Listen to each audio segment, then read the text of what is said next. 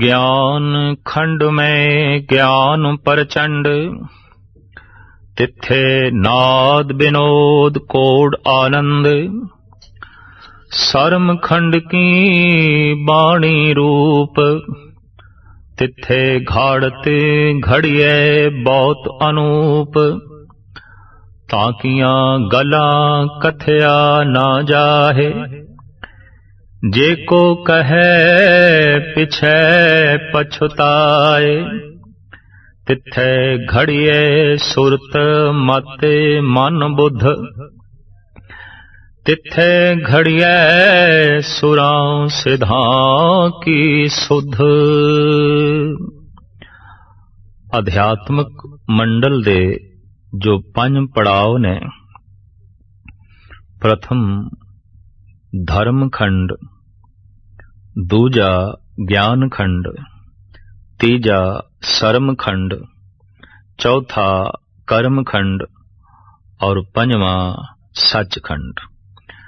सच खंड मनुख दी मंजिल है। सच विच लीन होना जीवन दा मनोरथ है। सच विच सत स्वरूप हो जाना, सतचित आनंद हो जाना, यही जीवन दा मुदा है, मकसद है। 2 पड़ाव धर्म खंड ज्ञान खंड तो बाद साहिब गुरु नानक देव जी महाराज इस पौड़ी विच सरम खंड की व्याख्या करते हैं। ज्ञान खंड की गल दोहरांदे होया आप फरमान करते हैं, ज्ञान खंड में ज्ञान प्रचंड। ज्ञान खंड विच पहुंचे हुए मनुख दे अंदर ज्ञान दी अगन प्रचंड रहिंदी है। भाव वो हर वक्त ज्ञान दे च रहिंदा है, सूझ समझ दे च रहिंदा है। बौद्धिक तल ते वो इस हद तक उन्नत हो जाता है कि वो परिपूर्ण परमात्मा नूं एक शक्ति समझदा है, व्यक्ति नहीं। उस अवस्था दे साहिब कहंदे ने, तिथे नाद विनोद कोड आनंद। उत्थे हजारां तरह दे नाद संगीत दियां धुनियां ने, जिन्हों अनहद दी धुन करके आख्या है। उत्थे करोड़ां तरह दे तमाशियां दा आनंद है, ते कोड उत्थे कौतक भी अनंत किस्मां दे ने। उत्थे आनंद है संगीत दा, तमाशियां दा ते तरह तरह दे कौतकां दा। भाव जो तमाशे वेख के, संगीत सुन के, तरह तरह दे होर रंग मेले वेख के जो मनुख नूं रस प्राप्त होंदा है, उस तो अनंत गुणा वध ये आनंद उस मनुख नूं ज्ञान खंडमई अवस्था विच प्राप्त हो जाता है। और लाजमी है कि इस अवस्था विच पहुंचे हुए मनुख दा बाहर दे रंग तमाशियां च कोई खास लगाव नहीं रहिंदा, और अनहद दी धुन नूं सुन के आहद दे संगीत तो भी किसी हद तक उपराम हो जाता है, क्योंकि अनहद दी धुनी विच संगीत दा सार आ जाता है।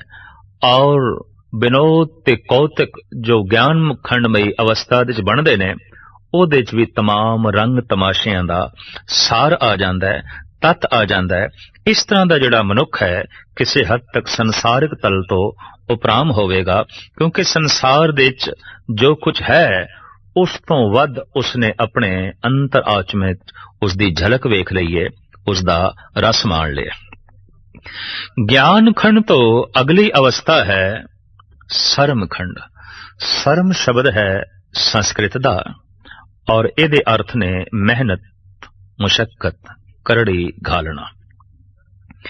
वैसे शर्म शब्द जे परशिंदा होवे ते दा मतलब है लज्जा, हया।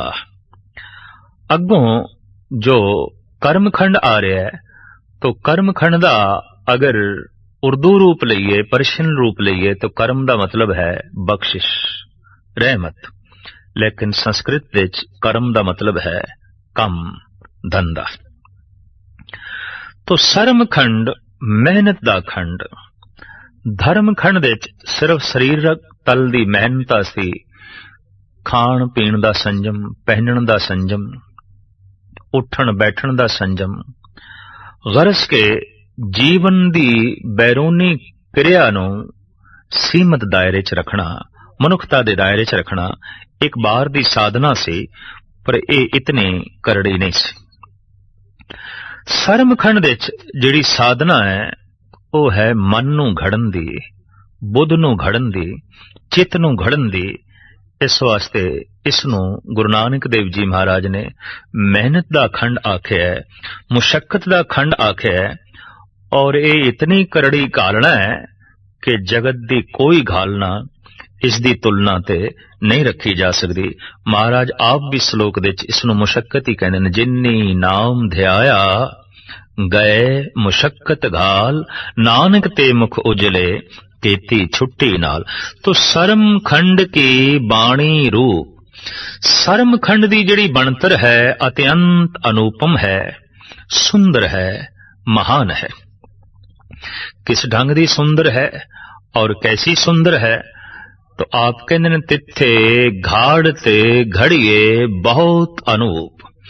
उत्थे अत्यंत सुंदर तरह दी, अत्यंत खूबसूरत किस्म दी घाड़त घड़ी जाती है, बनतर बनाई जाती है। की घड़िया जाता है? साहिब कहते ने वास्तविक उसदी ते पूर्ण तौर ते व्याख्या करनी कठिन है, ताकिया गला कथया ना जाए, जे को कहे पिछे पछताए। की घड़िया जाता है, किस ढंग दा घड़िया जाता है, और वो घाड़त है कि महाराज दा कहना है ये बयान तो परे है, कथन तो परे है। अगर कोई कोशिश करके हिम्मत करके कथन कर भी देवे ते उन्होंने पश्चाताप होवेगा बई इस अवस्था बारे जो मैं कथन कीता है मेरा कथन अधूरा है। दरअसल ये अवस्था मेरी कथनी तो अगे है, मेरे कहण तो अगे है। तो की घड़िया जाता है? फिर भी सतगुरुदेव जी महाराज जिक्र करते ने तिथे घड़िए सुरत मत मन बुद्ध। मनुख दा अंतਿਸ਼ਕਰਨ चार शक्तियां दा मजमुआ है, इकट्ठ है। मन बुद्ध चित्त आहं। इत्थे मन बुद्ध चित्त आहं विचार शक्ति, चेते शक्ति, फुरने शक्ति, सोचण शक्ति ये घड़ी जाती है। और चूंकि सारियां शक्तियां सूक्ष्म ने इस वास्ते इनू घड़न लई भी अत्यंत सूक्ष्म साधना, अत्यंत सूक्ष्म बिरतियां दा प्रवाह चाहिदा है। तो साहिब कहते ने इस अवस्था दे च पहुंच के मनुख अपने मन नू घड़दा है। सोने नू घड़ लईए ते खूबसूरत गहणियां दी शक्ल अख्तियार कर जांदा है। घड़ी हुई मिट्टी खूबसूरत सुराही बन जाती है, प्याला बन जाती है, घड़ा बन जाती है।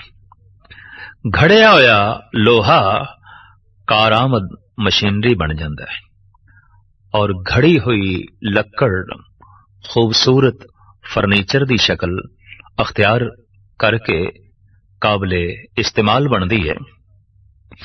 इसी तरीके नाल जमीन नू जे घड़ दईए तां घड़ी हुई जमीन गुलिस्तान बन जाती है, बाग बन जाती है।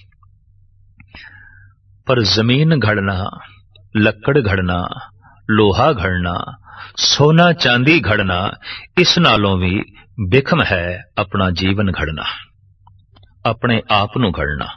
ते अपने आप नू घड़ना की है? अपने मन नू घड़ना। अनघड़ा मन ऐसा है जैसे पई हुई मिट्टी है, पर घड़े होया मन ऐसा है जैसे सुराही। अनघड़िया चित्त ऐसा है जैसे लोहा, पर घड़िया होया चित्त ऐसा है जैसे कि कारामद मशीनरी दी शक्ल अख्तियार कर गया हुए। अनघड़िया होया आहंग भाव ते मत ऐसी है जैसे अनघड़ी लक्कड़, अनघड़िया पत्थर काबले दीद नहीं होता। पत्थर घड़ दईए ते घड़िया होया पत्थर ही महात्मा बुद्ध बन जाता है। ਸ਼੍ਰੀ ਰਾਮ ਬਣ ਜਾਂਦਾ ਹੈ, ਸ਼੍ਰੀ ਕ੍ਰਿਸ਼ਨ ਬਣ ਜਾਂਦਾ ਹੈ। ਤੇ ਜੇ ਘੜਿਆ ਹੋਇਆ ਪੱਥਰ ਸ਼੍ਰੀ ਰਾਮ ਬਣ ਸਕਦਾ ਹੈ तो क्या घड़िया होया जीवन परमात्मा नहीं बन सकता, ईश्वर नहीं बन सकता? बदकिस्मती है, बाहरों पत्थर नूं घड़ के ते पत्थर नूं भगवान बना देना भावें एक कला है, औखी है, लेकिन फिर भी इस तुलना ते सौखी है कि जीवन नूं ही घड़ के भगवान बना लेना, जिंदगी नूं ही घड़ के ईश्वर बना लेना, ये अत्यंत कठिन है। जैसे हर मनुख ते पत्थर नूं घड़ के भी भगवान नहीं बना सकता, हूबहू हर मनुख जीवन नूं घड़ के भी परमात्मा नहीं बना सकता।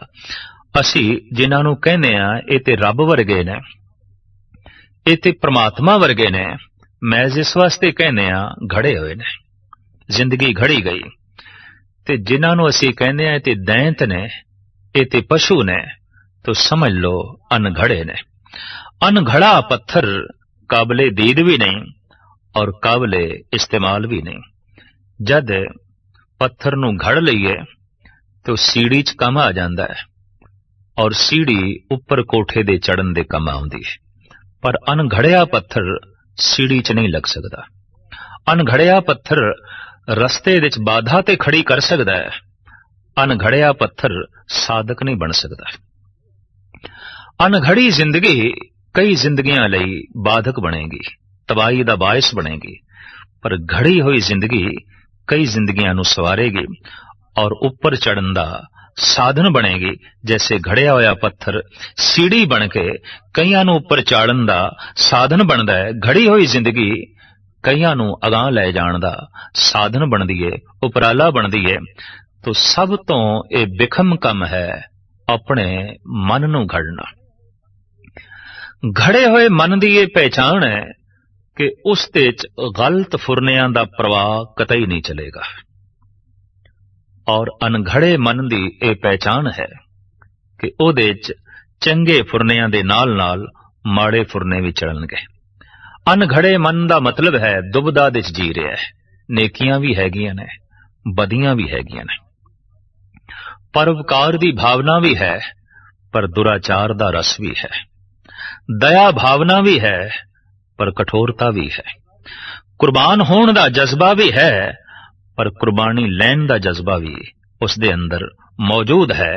ये दो भाव जिस मन दे चौंदे ने उन्होंने कहंदे ने इहदे अंदर दुबदा है, और करीबन करीबन मन का सुभाव भी है दुबदा दे च जीवना, पर जो मन घड़िया गया है वह एक रस हो गया है, उहदे च हुण दुबदा नहीं, उहदे च नेक ही फुरने ने, बुरे फुरने नहीं हो सकते।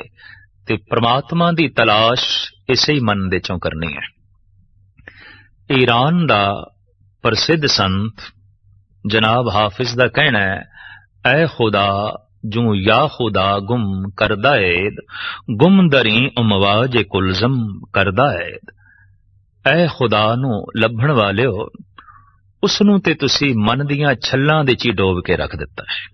किथे पे लभदे हो? मस्जिद दे च, मंदिर दे च, किसी धार्मिक अस्थान दे च नहीं, मन दियां छल्लां दे च उसनू लभो, मन दी गहराई दे च उतरो, उन्हों ते तुसी डोब के रख दिता है मन दे वेग दे च, मन दे फुरनियां दे च।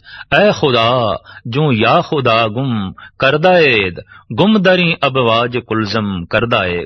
मन एक दरिया है और इहदी लहरां दे च तुसी परमात्मा नू डोब के रख दिता है। तो परमात्मा नू डोबण तो मुराद जिंदगी डोब के रख दिती है, सुख नू डोब के रख दिता है, शांति नू डोब के रख दिता है, आनंद नू असी डुबो के ही रख दिता है। ते जिथे डुबोया है हुण उत्थे ही लभना पेगा, जिथे आनंद नू गर्क कीता है उत्थों ही लभना पेगा।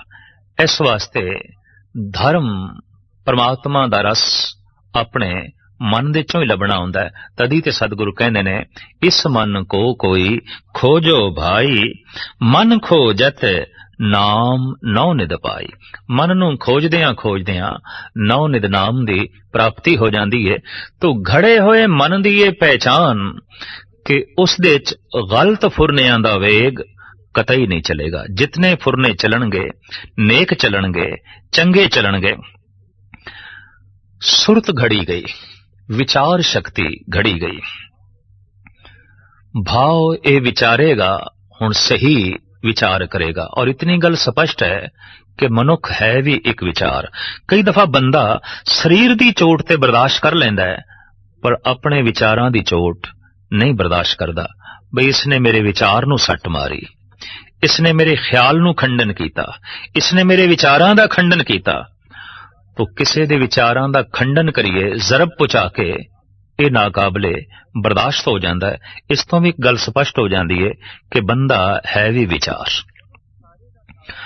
मनुख सारे दा सारा बदल जाता है जद उसदे विचार बदल जाते ने।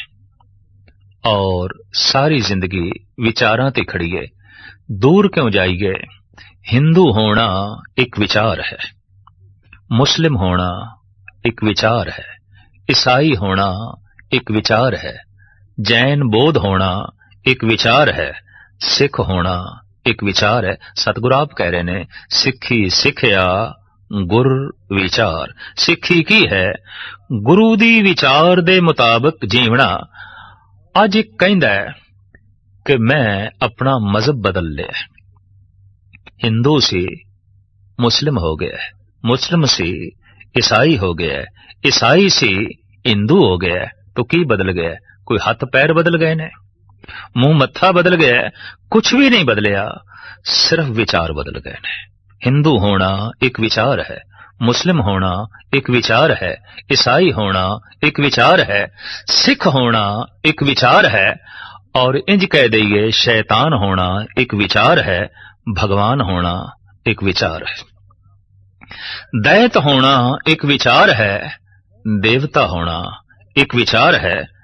मनुख दी सारी जिंदगी दा प्रवाह विचारां दे प्रवाह ते ही खड़ा है। और किसी मनुख नूं पढ़ना होवे ये की है, तो फिर उसदे विचार ही पढ़ने पैणगे। उहदे रंग रूप नूं वेख के, उहदी जात पात नूं वेख के, उहदियां महल माड़ियां नूं वेख के, उहदे तन दी पोशाक नूं वेख के उहदी हकीकत दा अंदाजा नहीं ला सकदे की है। ये ते उदों पता चलेगा इसदे विचार की है। ते विचार प्रगट होंदे ने बोल तो, बोलत ही पहचानिए साध असाध को थाट, अंतर की करनी सभे निकसे मुख की बाट। जो कुछ मनुख दे अंदर है वह मनुख दे बोलां दे राही लाजमी प्रगट होंदा है। भावें अचेत अवस्था च भावें सुचेत अवस्था च जो कुछ अंदर है उन्हें छुपाया नहीं जा सकता। जो जी होए सो उगवे मौका कहा वाओ। महाराज कहंदे ने जो कुछ अंदर सी ओही जबान बयान कर देंदी है। अगर कोई मनुख ये आखे ऐ मित्रा ये जिहड़ी गल मैं आखी है ये मैं मूंहों ही आखी है, मेरे दिल दे च नहीं सी, मेरे अंदर नहीं सी, पर सतगुरु नहीं मनदे। कम से कम उस वक्त ते जरूर अंदर सी। अगर ना आउंदी तो जबान बयान भी नहीं कर सकती सी, कह भी नहीं सकती सी। ये गल वखरी है हुण ना होवे अंदर, पर उस वक्त जरूर सी, तां ही जबान ने ऐसा आखे। तो जबान अंदर दे भाव नूं प्रगट करके रख देंदी है। ते 5-10 दिन किसी दी संगत करिए ओदे विचार बंदा पढ़न दे समर्थ हो जाता है, क्योंकि ओदी बोल चाल, ओदी भाषा दे राही, ओदी कथनी दे राही ओदे विचार बार बार बार प्रगट होंदे ने। जेड़ा बंदा 100 गालां कढ़ के ते एक गल करे तो इतनी गल ते स्पष्ट है कि उहदे अंदर जिन्ने विचार ने वो गालां दे नाल भरे हुए ने। तहजीब तो गिरी हुई इसदी आंतरिक जिंदगी है। 4 कौड़े बचन बोल के एक मिठा बचन बोले, इस तो उसदी मन दी अवस्था दा पता चलेगा। सो मन दी अवस्था विचारां दे वेग छुपाए नहीं जा सकते, ये बोलन तो लाजमी प्रगट होंदे ने। महाराज ते कहंदे ने बाबा बोलना क्या कहिए, जैसे राम नाम रव रहिए। बोलना है तो राम ही बोल, बोलना है तो राम बारे ही बोल, बोलना है तो उस ईश्वर दी होंद बारे ही बोल। अगर तू कुछ होर बोलदा रहा ते होर बोलन दे संस्कार अंदर वधाई गया तो विकार वधणगे बोलत बोलत। बढ़े बिकारा बिन बोले क्या करे विचारा। आखिर जितना मनुख बोलदा है उतना ही मन खिंड जाता है, उतनी शक्ति जो है खिलर जाती है, और जितना बोलदा है अगला उतना ही उसदे मन नूं पढ़ लैंदा है, उहदे विचारां नूं पढ़ लैंदा है। कई दफा खामोश तबीयत बंदे वो इस वास्ते खामोश नहीं होंदे कि उन्हां दी तबीयत दे च खामोशी है, उन्हां दे सुभाव दे च खामोशी है। वो इस वास्ते चुप होंदे ने कि बोलदियां साडे विचार अगला पढ़ लेगा, असी बोलांगे तो साडे सुभाव नूं पढ़ लेगा, असी बोलांगे तो साडी होंद नूं अगला पढ़ लेगा। इस वास्ते राजनीतिक घट बोलते हैं, महज इस वास्ते कि साडा कोई सुभाव ना पढ़ लवे, साडी कोई होंद नूं ना पढ़ लवे। और मैं ये भी अर्ज कर दिया, संत ज्यादा बोलते हैं, भगत ज्यादा बोलते हैं, ताकि सानू कोई पढ़ लवे और सानू पढ़ के अगला भी प्रेरणा ले लवे। एक एक भगत ने इतनी इतनी शायरी लिखी है, इन्ने इन्ने ग्रंथ लिखे ने, और इतनियां सभावां दे च ओ बोले ने जितना के सारी मनुखता भी कोशिश करे तो इतना नहीं बोल सकेगी। इन्ना वो बोले ने, इतना वो लिख गए ने, इतना वो कथन कर गए ने। कारण कि अंदर जो कुछ सी कंचन ही कंचन सी, सुगंधी ही सुगंधी सी, अंदर जो कुछ सी चानना ही चानना सी। हुण चंदन नूं कह दईए तू अपनी महक अपने अंदर रख, ते जो अंदर रखे तो चंदन चंदन ही नहीं, फिर खत्म, ओदी ते होंद ही खत्म हो गई। चंदन चंदन इस वास्ते है कि जिहड़ी शीतलता ते सुगंधी उसदे कोल है उन्होंने लुटाई जांदा है, लुटाई जांदा है। और गजब दी गल यह है कि लुटांदियां भी खत्म नहीं होंदी। सूरज नूं कह दईए ए तू किरणा ते ए रोशनी अपने अंदर रख, अगर ये रोशनी ते किरणा नूं अपने अंदर समेट लवे तो सूरज ते सूरज ही नहीं है। ईश्वर तो प्राप्त कीता होया ज्ञान ते रस भगत छुपा के रख लवे, संत छुपा के रख लवे तो संत संत ही नहीं है, भगत भगत ही नहीं है। इस वास्ते भगत किधरे बोले ने उपनिषदां दे राहीं, गीता दे राहीं, किधरे बोले ने भगत अपनी बाणी दे राहीं, अपने कलाम दे राहीं, किधरे बोले ने मोहम्मद साहब अपनी आयतां दे राहीं, और किधरे बोले ने गुरु नानक गुरु गोबिंद सिंह जी महाराज अपने महान शब्दां दे राहीं। और बहुत बोले ने, बोलदे ही गए ने, बोलदे ही गए ने, ताकि ये महक जितनी दूर तक खिलर सके, लोकी मुअत्तर हो सकन, फैज़याब हो सकन, और जगत नूं सही मायनिਆਂ ਦੇ धार्मिक जीवन उपलब्ध हो सके। तो बोलना अगले दे विचारां नूं पढ़ना है। ते जिहड़ा बंदा हर वक्त राजनीतिक मसले उठावे, समाज दे दुख दी गल करे, बार बार रोने रोवे, तो बार बार दे रोने रोण दा मतलब तो इतना है कि इहदी जिंदगी दे सिवाय रोण तो होर कुछ नहीं। उहदे विचार पढ़ ले गए, उहदा मन पढ़ लिया गया, दुख दे च जी रहा है, बेबसी दे जी रहा है, परेशानियां दे जी रहा है, अनेकां मसलियां दे जी रहा है। ते जिहड़ा बार बार आनंद दी गल करे या दूसरे दे हित दी गल करे तो उत्थों पता चलता है परोपकारी है या ये भगत है। तो तीसरे पड़ाव दे पहुंच के भगत अपने मन नूं घड़ लैंदा है। घड़न दी साधना, ध्यान साधना की है, चतुष्टा अंतिष्करण नूं घड़न दी साधना। मन ऐसा घड़िया गया हुण कोई गलत फुरना नहीं निकलदा, और सुरत घड़ी गई, कोई गलत विचार अंदरों नहीं पैदा होंदी। मत घड़ी गई, हुण कोई गलत फैसला ये करदा ही नहीं। जो फैसला है इसदा अटल है और सही है। और इसे तरीके नाल बुद्ध घड़ी गई, विचारां दा वेग सारे दा सारा घड़िया गया।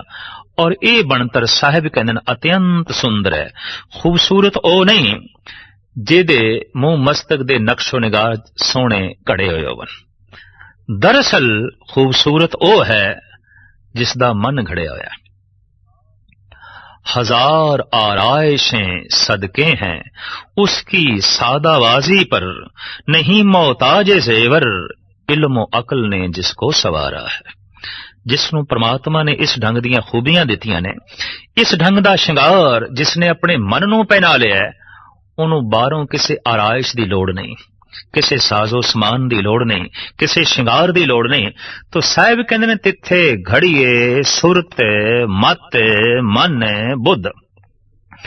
ਉਸ ਤੀਜੇ ਪੜਾਅ ਦੇ ਚ ਘੜਿਆ ਗਿਆ ਮਨ, ਘੜੀ ਗਈ ਮਤ, ਘੜੀ ਗਈ ਸੁਰਤ ਤੇ ਘੜਿਆ ਗਿਆ ਮਨੁੱਖ ਦਾ ਵਿਚਾਰਾਂ ਦਾ ਢਾਂਚਾ, ਚਤੁਸ਼ਟਾ ਅੰਤਾਕਰਨ ਘੜਿਆ ਗਿਆ। ਹੁਣ ਇਹ ਗਲਤ ਗੱਲਾਂ ਯਾਦ ਨਹੀਂ ਕਰਦਾ, ਹੁਣ ਗਲਤ ਫੁਰਨਿਆਂ ਦਾ ਪ੍ਰਵਾਸ ਦੇ ਅੰਦਰੋਂ ਨਹੀਂ ਚੱਲਦਾ, ਹੁਣ ਇਹ ਕੋਈ ਗਲਤ ਸੋਚਣੀਆਂ ਨਹੀਂ ਸੋਚਦਾ, ਇਹ ਹੁਣ ਗਲਤ ਫੈਸਲੇ ਵੀ ਨਹੀਂ ਦੇਂਦਾ। ਜੋ ਬੰਦਾ ਗਲਤ ਸੋਚਣੀਆਂ ਸੋਚ ਰਿਹਾ ਹੈ, ਸਮਝ ਲਓ ਮਤ ਗਲਤ ਹੈ।